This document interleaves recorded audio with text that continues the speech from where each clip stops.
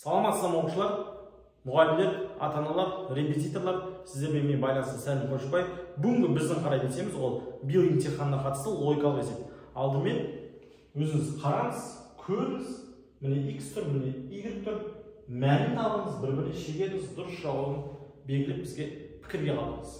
Мен сізді қарады, шығарды, белгіледі, төменге пікір жазды деп ойлаймын. Пікірге қай қаладан екеніңізді, аты жөніңізді, қашаннан бері дайындалып жүрсіз, қашаннан бері қарап жүрсіз, сол туралы ақпарат айтыңыз. Біз біле отырайық, біздің каналдың тұрғындары қай қаладан екен. Енді қалай шығару керек үйренейік. Бірінші бізге белгісіз болған жерді қараймыз.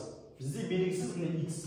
Яғни мына бір бөлік белгісіз. Не істейміз, соны іздейміз. Келесі белгісіздік ол 23 міне бір бөлік. Енді мына жерден әртүрлі байланыс көре болады. Былай айналдыра қарауға болады. Бір байланыс көре алсаңыз. Немесе былай айналдырып қарайсыз, немесе былай айналдырып қарайсыз. Көп мына арадан бір байланыс дейсіз. Мына жерден, немесе мына жартысынан әртүрлі логикалық есепті сол ерекшелік сізге нақты не екенін айтпайды. Мысалы, мәселе есептерді айтады ғой сізге. Мына жерде сіз өзіңіз сандардан бір заңдылықтар іздеп көре аласыз. Енді бұл есептердің көбінесе мына қарама-қарсы беттерінде бір нәрсе болады. X 16 4, 23 23 17 деген арасында. Яғни осы бір аралыққа назар аудармай, қалған бөлікпен бір нәрсе ойласпайды. Мысалы, мына бір бөлікті қарайын. 19 15 4 11. Не көру болады? Мына екі санды қоссақ не болады? 15. Келеді, мына екі санды қоссақ 15 болады. Тағы не көру болады?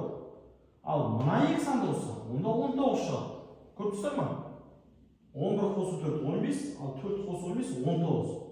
Осы байланысты мен мына жерге пайдаланып көрейін. 7 қосу 5 12, 5 қосу 12 17. Көрдік қой? Енді мен оны x-ның орнына пайдаланып көрейін.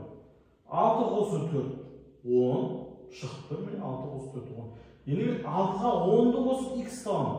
X онда 16-ға тең. X-тен 16.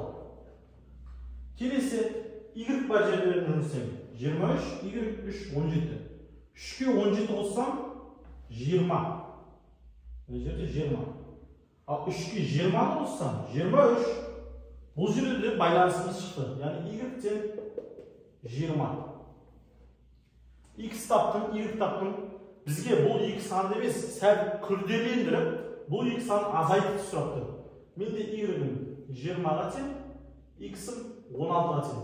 20-дан 16-ға зытсам 4 болады. Ал 4 менде С жауабында орналасқан. Егер сіз бұл логикалық есепті еш мүдірмей, қиналмай, оп-оңай шығарып тұрсаңыз, онда сіздің дайындығыңыз өте керемет деген сөз. Сәттілік тілеймін, бұйырса биыл емтиханнан өтіп кеттіңіз. Егер сіз бұны кішкене қиналып қалған болсаңыз, онда сізге міндетті түрде логикалық есептер көп қарау, бұл диаграммаға есептер. Сіздермен байланыста болған сіздің НИИ-ШКТ информация мектептеріңізге түсуіңізге шын жүректен тілектес ағайларыңыз Сәлім Қойшыбай.